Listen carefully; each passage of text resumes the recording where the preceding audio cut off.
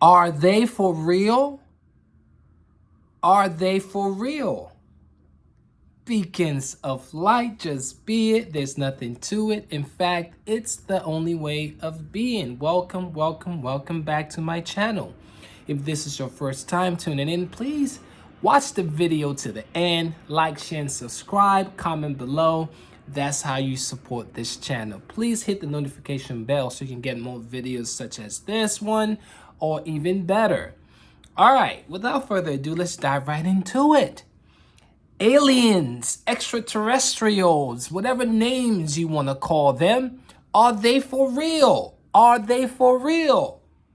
If you think we are the only creatures or beings in the universe, you are mistaken. If you think we are the only creatures or beings in existence, you are limiting the creators of creation. Fellas, ladies, gentlemen, boys and gals, there's so much we don't know. There's so much in existence that we have not seen. Those who know, know. Those who don't know, wish to know, or care not to know. There are known unknowns. There are known unknowns. There are unknown knowns. There are unknown unknowns. And there are knowns that would never be known because they are perfectly concealed for only certain people to know. Now, to each his own or her own, I would suggest you pick up books and read them. Read more and question more. That's what I would suggest you do. And don't discredit anyone who has experienced supernatural phenomena or have encountered seeing extraterrestrials, because they exist. Yes, they exist. I'll give you a brief story about myself, what I experienced in 1993. And it's not make-believe. It may even sound like sci-fi fiction. Or it may sound primitive to you. But anyway, in 1993, I was turning 9 years old back in Nigeria. Yes, in Nigeria, in Africa. The eastern part of Nigeria, to be exact, Enugu State. In my hometown, Abo Udi, local government. Abo is the town, Udi is the local government. That's where my roots are perfectly planted in. My blood, my energy, my family tree, some of my family tree are there. In 1993, I was initiated into my African roots, my African culture, although I'm not going to share too much on this platform for personal reasons and to preserve some secrets. Yes. So in 1993, my dad wanted me to get initiated into the African tradition, is the customs of the African Igbo tradition in Enugu State, in Abo, my town, hometown in Enugu State. And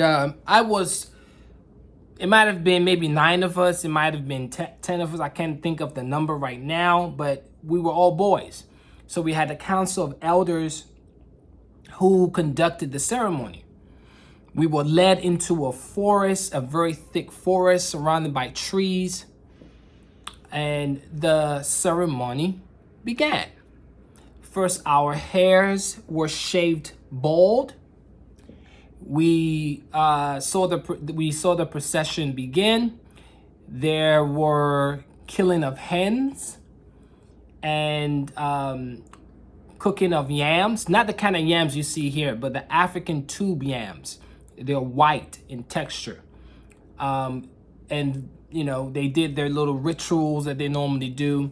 And before long, I don't know how this was done. It just felt like magic to me.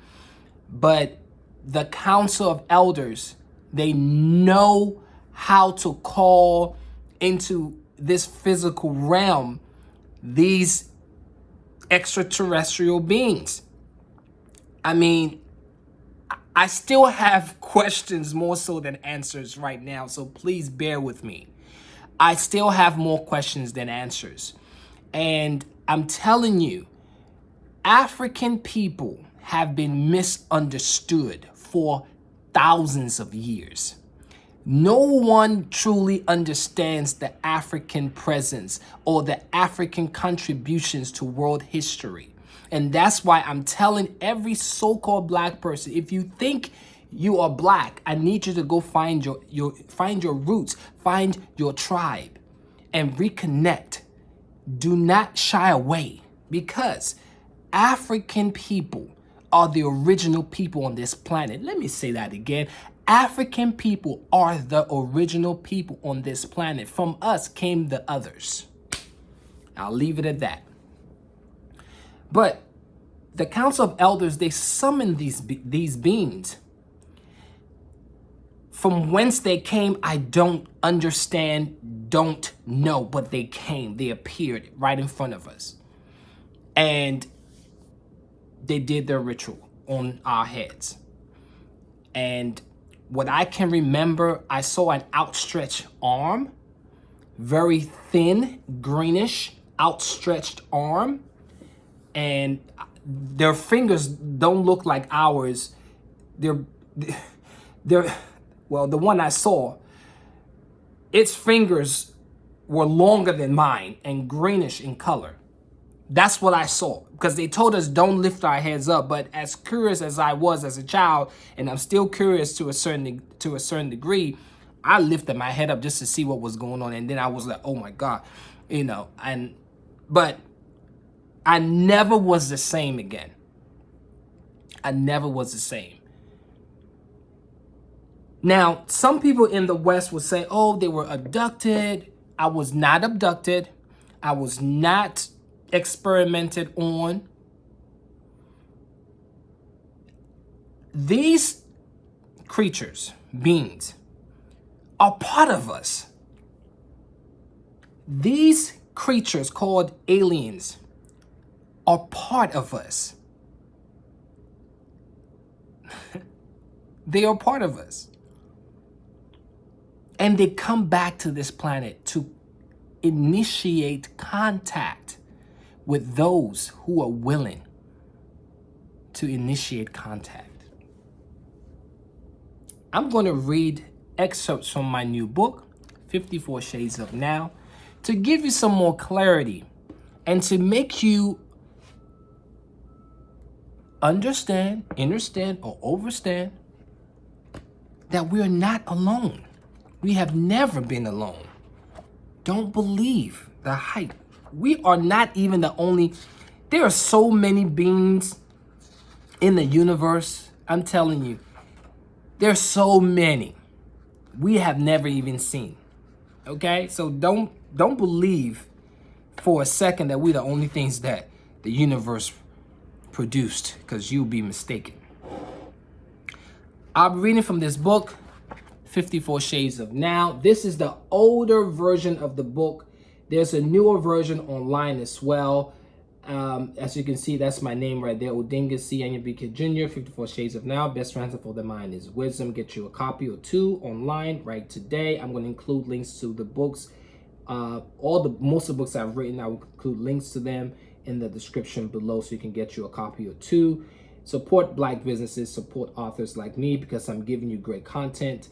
And that's why I want you to like and share this video and comment below and hit the notification bell while you at it. All right, I'll be reading from this chapter 15 right here. Shade 25, Secrets of Secrets. All right, conspiracy theories, mysteries, myths, or facts. have an open mind. What I'm about to share with you, have an open mind. Have an open mind. Have an open mind. All right. Before I begin, if you don't have these books, I would suggest you get them. The first book is this one here. Okay? Right there. It was written by an African shaman, Credo Mutwa. He died, I think, 3 years ago or 2 years ago. But this guy here, Credo Mutwa, was one of the greatest African shaman. He gave us wisdom, knowledge, and understanding about the existence of these creatures we call aliens or extraterrestrials. Get this book. I will include it in the description below. The next book that you need to look into is this book. The author also died recently, Of Water and the Spirit, written by Malidoma Patrice Somè. He's from Burkina Faso. The first author I showed you is from South Africa, but he passed on. And this guy also has transitioned. He transitioned recently. These books will give you a broader view of existence of extraterrestrials and how long Africans knew about this before the Europeans even start mentioning about the gray aliens and whatever aliens they think they call themselves. Okay, and just to throw this 2 cents in there, just to give you a little snippet in a one-line sentence. These so-called aliens, I just call them extraterrestrials, but my tribe or my people, we don't call them extraterrestrial. We don't call them aliens. We have a name for them. We call them Odo. O-D-O-H. Odo. That's what we call them. They always come to our hometown every 2 years. For the past several years, that tradition is slowly dying because of Christianity, and just religion is just sucking the energy and life force from these creatures, these beings who are part of our existence. They're part of us. And all they're doing is establishing contact, because there are a lot of things we don't know that they know. They can help us. If it's science, technology, healing, medicine, I'm telling you. You know what? Let me just read. Oh, next book. If you don't have this book, get this book. The Melanin-ite Children, written by Dr. Malachi York. Hold on. Yep, Dr. Malachi Z. York. Now, a lot of people have criticized him. Some people don't believe that anything he's saying is factual. Listen to what I'm about to tell you. This brother who wrote this book has written other books, but this book here, he talks about extraterrestrials in this book. He even gives you historical evidence of every human being that has come into existence, what linkage or lineage that they came from, either from whatever star system or whatever so-called extraterrestrials that their DNA may have also derived from. Don't believe everything you hear or see. Do your own research, and you can use your own intellect to discern what's factual or what's not. To each his or her own. Let me go ahead and read some of these quotes from my book. I want you to listen very clearly what I'm about to share with you, because even sometimes when I read these passages, it gives me goosebumps. Listen to what Credo Mutwa was asked in Japan. He was asked questions about this in Japan. Credo Mutwa, he always walks around with like ornaments around his neck. There's an Ankh sign of the stars. When he was on earth, he had a lot of ornaments around him, jewels, gems, and stones that were precious but meaningful. And one of the Japanese interviewer, when he went to Japan, asked him, listen to this. A Japanese interviewer from the press inquired about the meaning of the burnished bronze ornaments worn by the Mutwa. Do you really want to know? The wizard asked, puckishly. Hi, which means yes. Well, sir, you see, in Africa, we have a tradition that there are extraterrestrial intelligences watching this earth. Do you not have reports in Japan of what are called flying saucers, like they do in the United States, the Soviet Union, and Europe? A somewhat shocked silence before a tentative yes. We have had them in Africa for many years. We call them, so he's going to call them by his own traditional name. Because I told you, we call what people call extraterrestrial or aliens, we call in my native tongue, Odo. What they call them is this. We call them Abahambi Abavuteyo, the fiery visitors. They figure in our mythologies and origins of our culture. But these ritual ornaments, the one he's wearing, are intended so that when one of these vehicles comes to Earth and extraterrestrial beings who wish to establish contact with humanity emerge, they will know the right person to talk to. What do you think?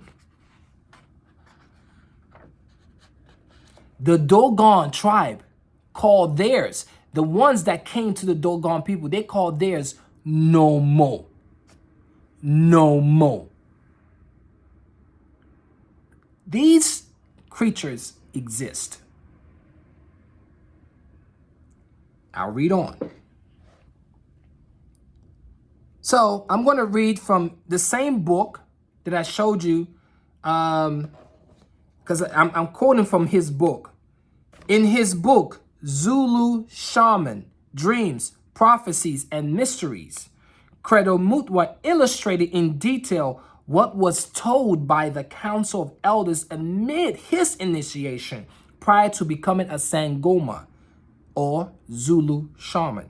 Listen, we were further told about extraterrestrial phenomena, what to do when a flying saucer has landed in a certain place, what rituals to perform there, and how to communicate with the creatures inside these vehicles from beyond the stars. Should one of them land near where the Sangoma happens to be at that time?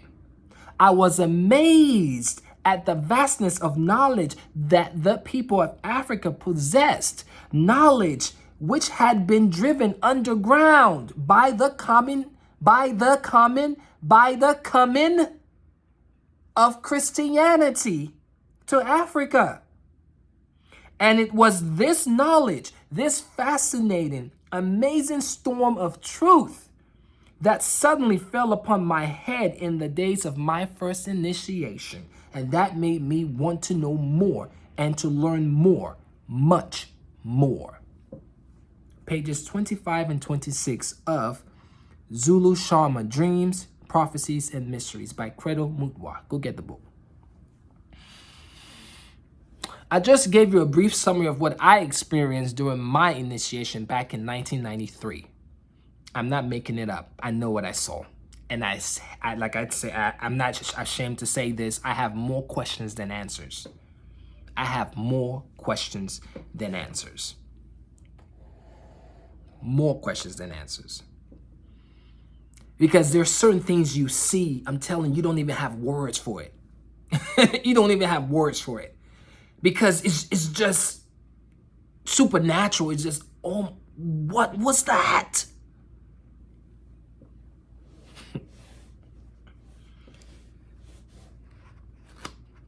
What was that? Okay. I'm going to read a couple of more, and then I'm going to read from some Europeans who are saying the same thing. So, guys,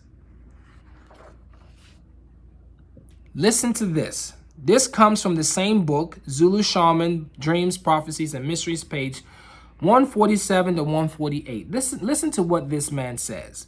You cannot accuse a bushman who has lived all his life in the Kalahari Desert of lying when he tells you that he knows that there are creatures that come from the stars who look like men. You cannot tell a pygmy of the jungles of Zaire that he imagined it when he tells you that he once saw a strange creature emerge from a glowing sphere or disc which had fallen in the bush. All over South Africa, you find stories of these extraterrestrial visitors. It's not make-believe. It's not make-believe. These things are real. They are real. They are real. They are real. Listen to this. People must never carry any weapons of any kind when they are talking to a space creature. Why? They must not handle firearm. They must not wear grayish clothes. They must not carry a sword. They must stay away from meat. Okay? Why? Because all of these things, especially if you wear gray or any colorful clothing, they get startled and can get surprised by you, and they may actually hurt you. Okay? So he also says, this is why these creatures often are seen in shadowy places out in the country, because all space creatures, listen, all space creatures fear city lights. That's why you can see them too often. They fear city lights. It can damage their eyes, because their eyes, their retinas or pupils are not like ours. Some are split. Some you can't even see because they have some type of a goggle covering their face, their eyes. All right, but they fear city lights, but they do seem to love the very long roads that in America are called interstate highways. Sometimes in Africa, too, they land on long, tarred roads in isolated places. So you would never see them come out in the open. They're afraid of lights. They love tarred roads or interstates, isolated places where it's shadowy, less light or no light. Okay? Because again, we have to remember their physiology has to be conducive to live on this planet. They come and go as they choose. Some have actually interbred with humans. Oh yes, I'm getting to that. Some have already interbred with humans. They are also sexually compatible with humans. I'm going too far. Listen, this book is meant for those whose minds are open. You have to have an open mind. We're not the only ones in existence, okay? All right, so I'm going to stop. Oh, you know what? I want to read one more before I go to the European versions of what they believe or what they've seen. And you will hear a lot of like, what's it called? Kidnapping. Some people have been abducted by these so-called aliens or whatnot. Some of them call them gray aliens and so on and so forth. I wanted to read this chapter here from the book of Water and the Spirit, Ritual, Magic, and Initiation in the Life of an African Shaman, page 69.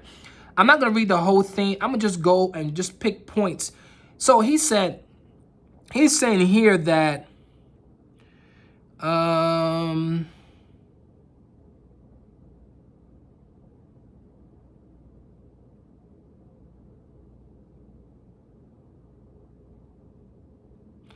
Okay.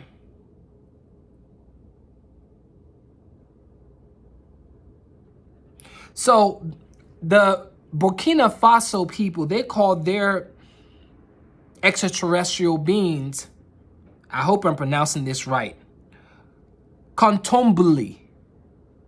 Kontombili. Kontombili. Kontombili.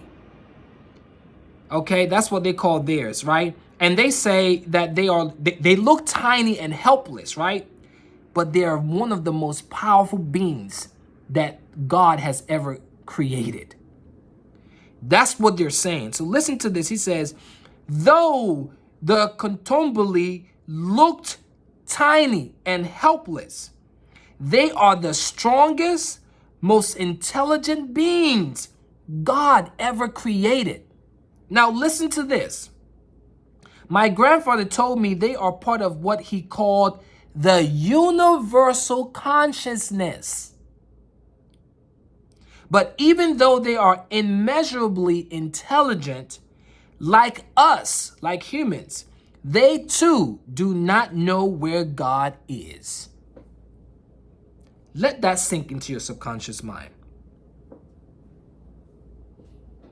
So they are mortal like us. They can live and die.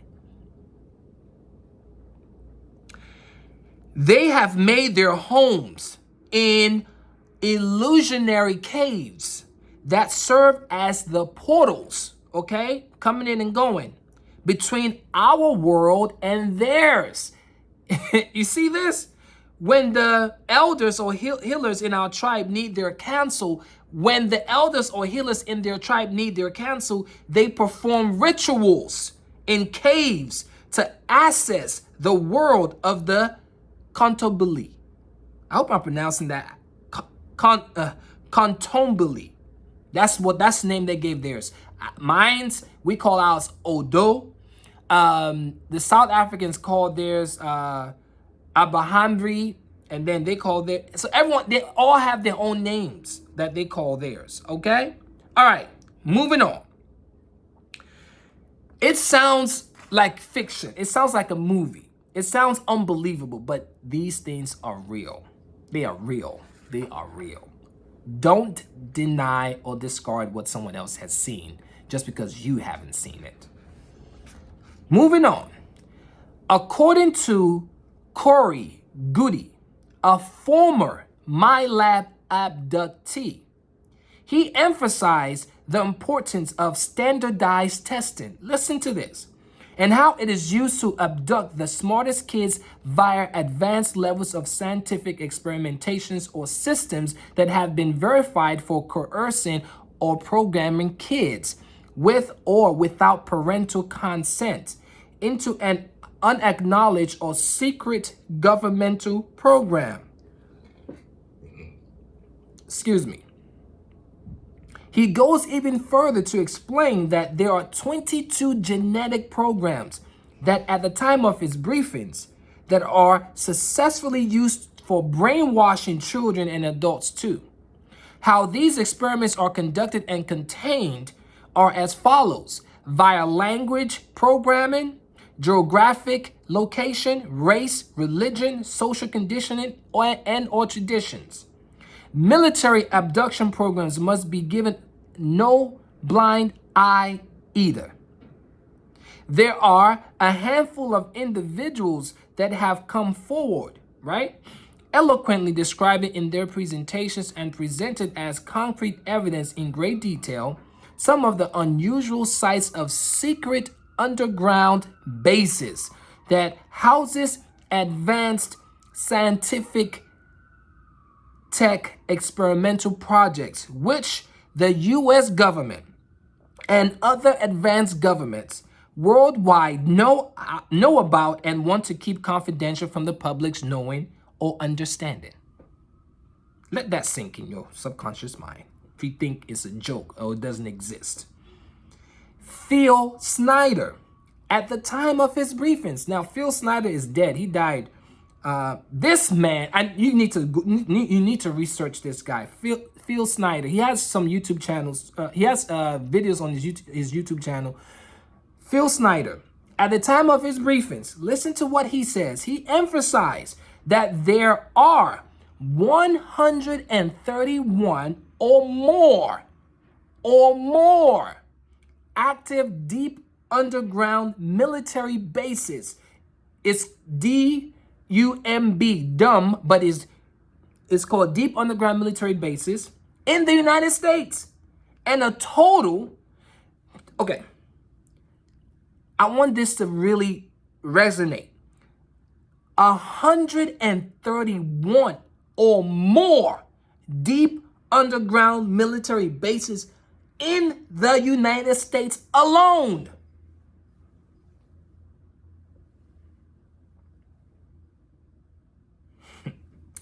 And a total of 1,477 or more active deep underground military bases worldwide. And that was at the time of his briefing. This was a long time ago, back in 1997 or so. You can imagine there are more now. Way more now. Way more now. Way more now. The U.S. government, listen to what this man gives you emphasis of what's really happening behind the scenes. That's why I tell people, stop being distracted. Stop being distracted, TikToking, Instagramming, Facebooking. If you're not putting something of value on those social media platforms, just get off of them. Read books. Read my book. Read other people's books. Stop wasting your time. He goes to tell us more. He says, and I quote, the U.S. government's budget for, they call it black projects, on average, at the time of his briefings, when he gave these briefings, this was back in the late 90s. On average, it was then, for black projects alone, $1.023 trillion every 2 years. So a $500 billion budget every year to keep the secrecy of deep underground military bases from the American people or from any of the public whatsoever. And he goes to say this.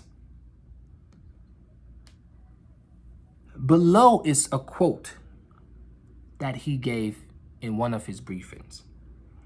Any advanced technology used in manufacturing alien vehicles or any technology is well hidden from the public.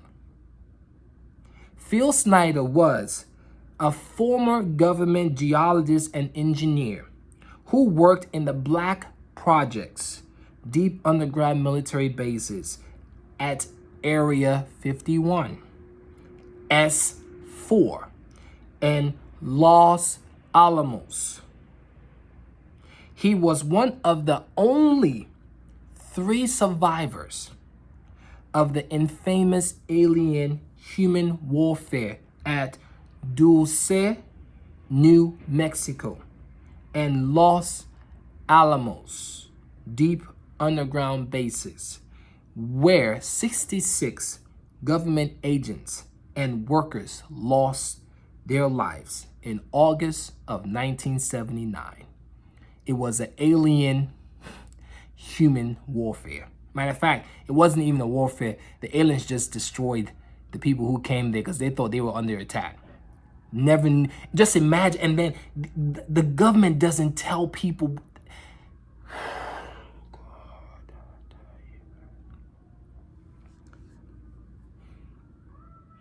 Reading on.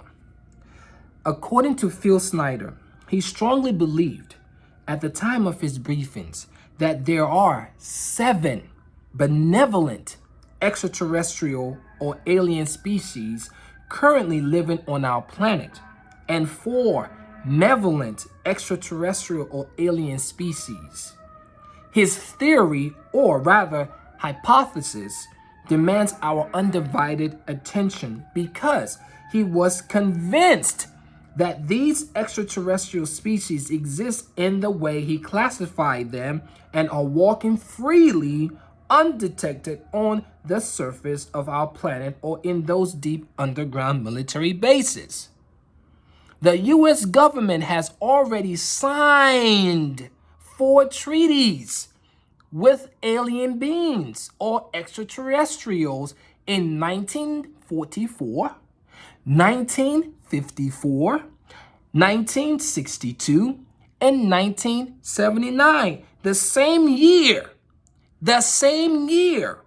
that the war between humans and alien forces under one of these deep underground military bases occurred, where 66 government agents and workers lost their lives and only 3 survived, Phil Snyder being one of them.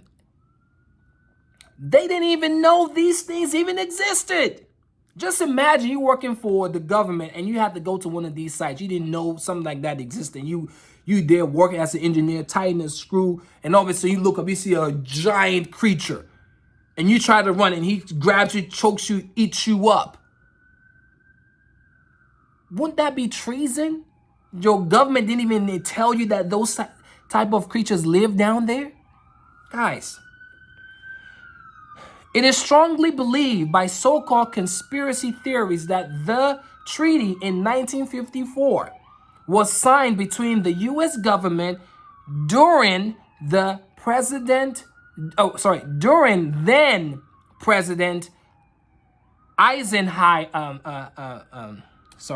Eisenhower's administration, and the extraterrestrial species referred to as the gray alien beings. They're considered malevolent, notorious, disagreeable. They hate humans. That's what I've heard.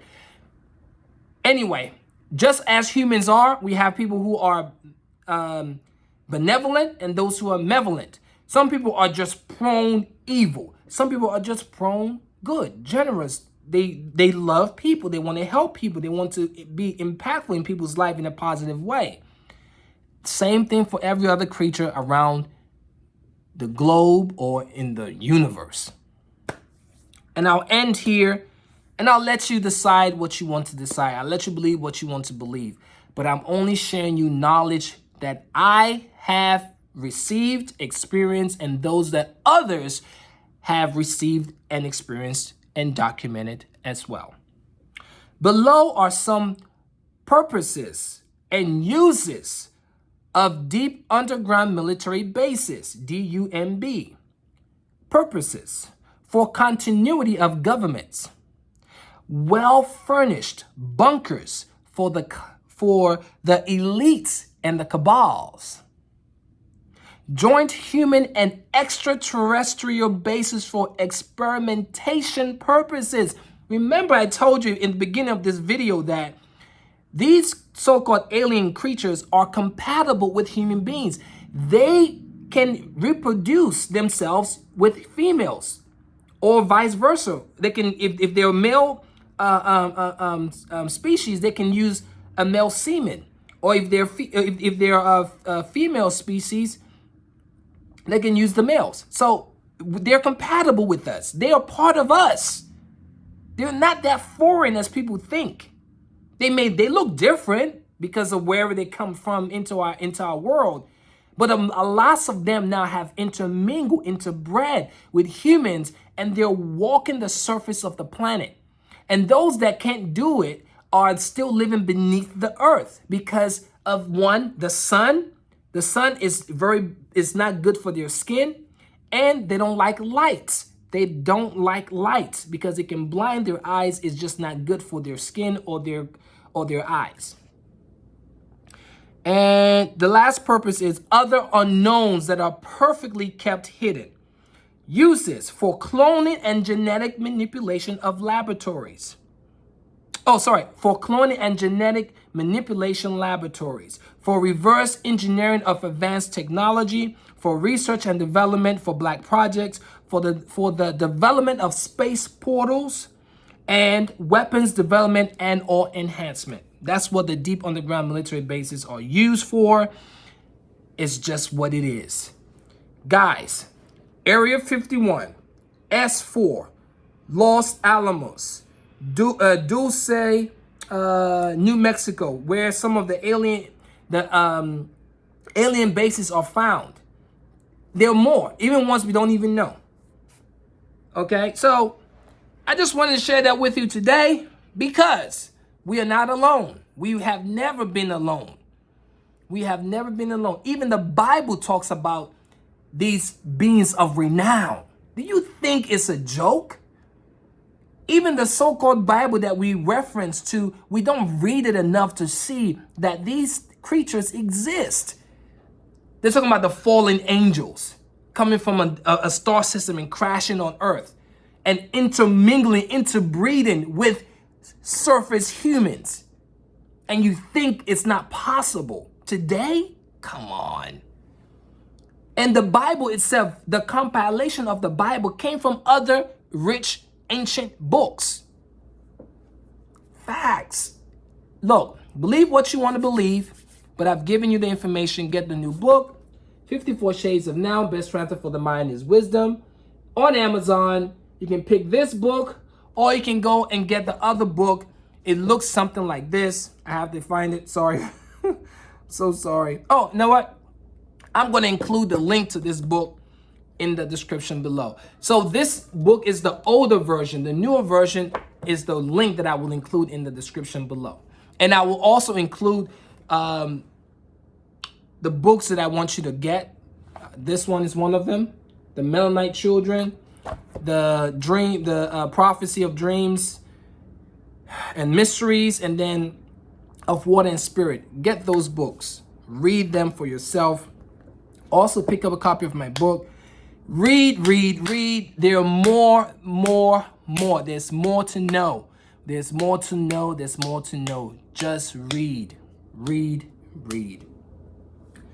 Okay, I think I spent a lot of time on this one because I needed to get everything I wanted to get out on this topic. Are they for real? Yes, they are. We are not alone.